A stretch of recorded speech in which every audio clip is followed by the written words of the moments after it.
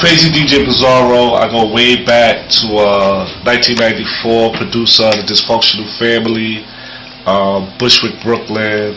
Also had an old crew named the Hitman Squad back in the 90s. And me and Evil D grew up together in high school. And we used to battle every day in high school. We used to make mixtapes and give them out in the neighborhood. We used to do block parties. We just used to do everything. No real equipment, no big money, but we just loved doing it. And now we here, Toulouse, France, you know, millions of years later. And also down at the Jean Grae camp and touring with Jean Grae for like the past 5 years. She has the new album out right now, the Genius album. So, you know, that's basically it. Just running with a lot of crews, Triangle Offense, Travis Williams. You also got the Beat Mighty DJs. You got Duck Down doing the damn thing. It's a lot of affiliation going on. You know what I'm saying? What are your first memories linked to hip hop? My first memories was I was a little kid growing up in Bushwick, Brooklyn, and my mother gave me some money to go to a block party, get something to eat. And I saw these guys scratching Sugar Hill, Rapper's Delight, and I was just amazed by the sound, big speakers, and the attention, and I'll never forget that for the rest of my life. It was just, that's what I wanted to do. So, you know, when you see something, you say, that's what I want to do? Yeah. That was that moment. Alright. In hip-hop, to me. Yeah, okay. So, how and when exactly did you start to be involved into hip-hop music and culture? I started getting involved around the time I heard the Sugar Hill record. My older brother used to go up in the Bronx and get tapes from Grandmaster Flash, Grandmaster Kaz, Cold Crush Brothers, old Dougie Fresh and Slick Rick tapes. I used to bring them back home to Brooklyn. And I used to listen to it in the house. And then I would take my mother's turntable, old big turntable, and my father's turntable, and I would put them together, have my fake mixer, and I would start putting the speaker in the window, and everybody would hear me DJ. I wasn't good, but I was practicing. Yeah. But I would be playing the music out the window, and that's when I started, you know, getting involved and going to other block parties and watch other DJs just standing there behind the rope, learning the culture, see the breakers breaking, the poppers popping, see how they put the equipment together, the big speakers, the different sounds.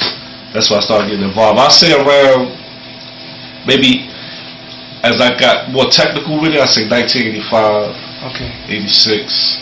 When I heard every beat from President, that's when I realized I want to produce. So. Yeah. So I've been doing, you know, mostly DJing and producing. And now it's like doing radio, editing, Beat Minus TV, booking tours, booking shows, booking parties, just doing everything. You know? Okay. So, what independent New York hip hop used to look like back in the mid-90s? The independent scene, the hip hop scene in the 90s, it was multi-dimensional. Nobody sounded like each other. Everybody had their own style, own flow. You know, somebody that come out sounded like somebody else. If you did, you was considered whack because you was copying somebody's style.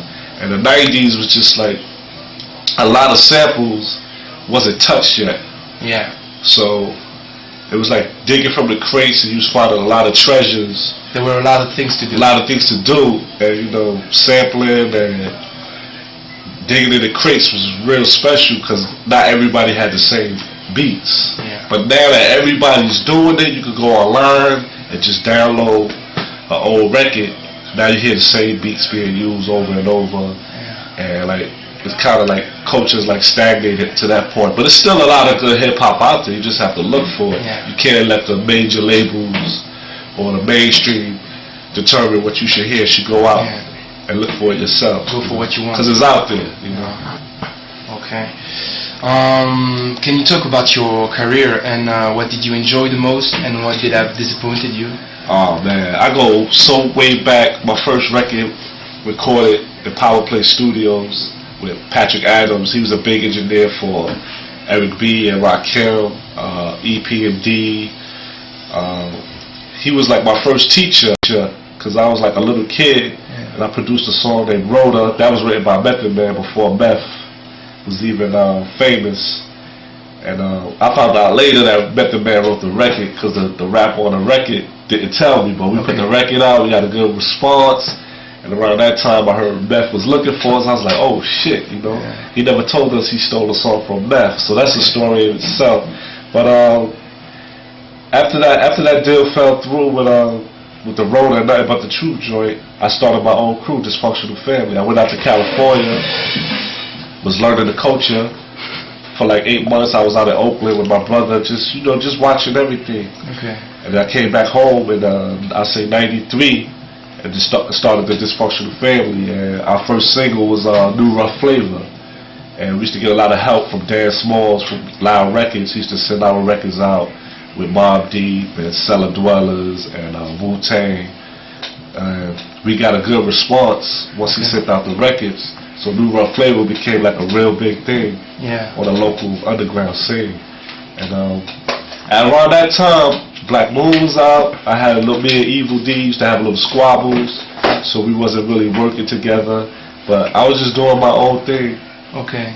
Dysfunctional wise, just making a name without really no money, no budget, just like our own little street team and just going out there, making music known. Okay. So So now New Rough Flavor is on eBay for $150. You know, and I'm traveling around the world. Everybody telling me New Rough Flavor vinyl is like scarce and up for grabs. So we putting out a repressor. Dysfunctional Family on Cypher's Own Records out of Denmark. We put out a repressor, all New Rough Flavor, Hit and Run, unreleased joints.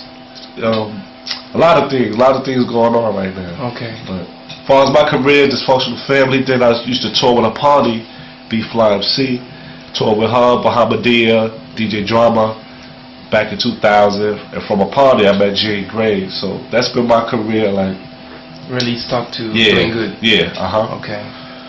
Once I got with Jean Grae, Yeah, that's when I really started to become popular.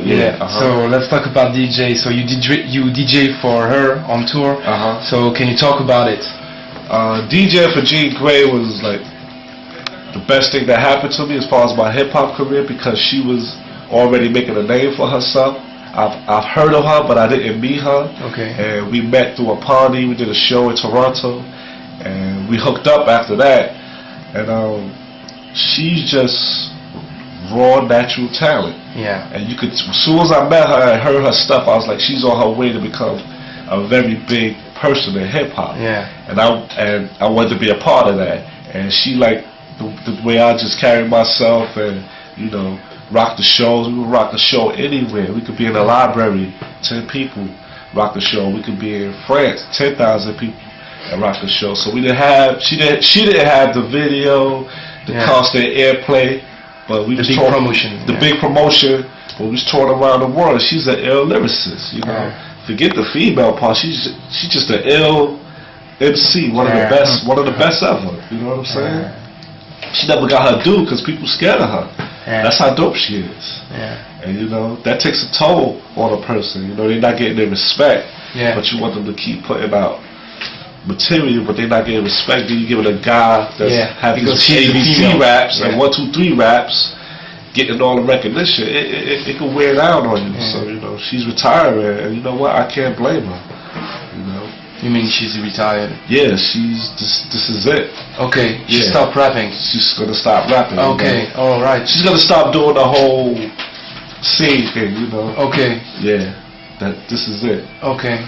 So she's going to back to kind of a normal life? She's going to be producing, she's going to be doing music. Behind the scene. Behind the scenes, but it won't be full blast like she used to, And I understand that. She's tired of a lot of stuff. The music industry in itself is the worst business. The worst business, because you never know what's going to happen. It drains you. It takes a lot of money from you, and it doesn't really give back what you put in. You have to work twice as hard if you're on a local route or the independent route, and you still got to work hard when you're on a major label, because if you think a major label will do everything for you, you're wrong. You're in trouble. But it's all about perseverance, being consistent and working hard. But you know, if you love it, nothing can stop you. Nothing can stop you.